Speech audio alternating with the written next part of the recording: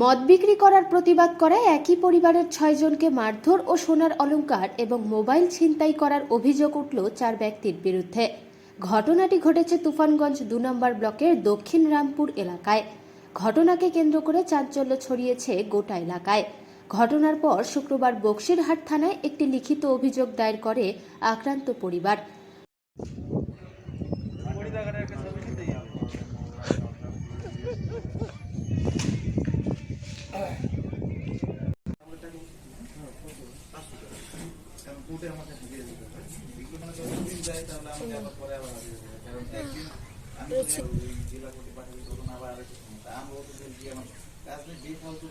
ঘুমিয়েছিলাম, তারপর ঘুমন্ত অবস্থায় এসে বাড়িতে মদ খেয়ে দরজা ভেঙে আমার দিদিকে মারধর করলো, বৌদিকে মারধর করলো।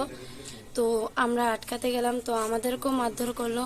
মোবাইল চুরি করে নিয়ে গেল হাত থেকে কেড়ে, কারণ মোবাইলের মধ্যে ভিডিও করে রেখেছিলাম প্রুফ। তারপরে সোনার চেন নিয়ে গেল, কানের নিয়ে গেল, টপ কানের। কি কারণে? কারণ মদ বিক্রি করতো, তার জন্য 2-3-4 দিন আগে ঝগড়া লেগেছিল। প্রতিবাদ করেছিল? হ্যাঁ, প্রতিবাদ করেছিলাম। তার জন্য সেটা কালকে ওরা মদ খেয়ে এসে পাড়ার চারজনকে চিনি, বাদ বাকি সব বাজারের দূরের। কি নাম চারজনের? সৌরভ দাস, সুমন দাস, দত্ত আর রাজীব বিশ্বাস। এই চারজনই হামলা করে। হ্যাঁ। কি কত টাকা, কত সোনা কতটুকু নিয়েছে? তাও 8 আনি। কয়জন, বাড়ির কয়জনকে মারধর করছে?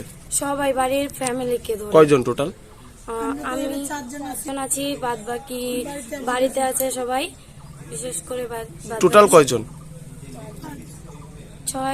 6 জনকে। হ্যাঁ। 6 জনকে মারধর করে। হ্যাঁ। আজকে কোথায় এসছো? আজকে বক্সিরহাট থানায় এসলাম। কিসের জন্য? কমপ্লেন জানাতে। অভিযোগ দায়ের করলো? কার? 4 জনের নামে অভিযোগ দায়ের করলো আর কি। তোমার নাম? সুস্মিতা দাস। বাড়ি কোথায়? বাড়ি দক্ষিণ রামপুর, ছাতিমতলা।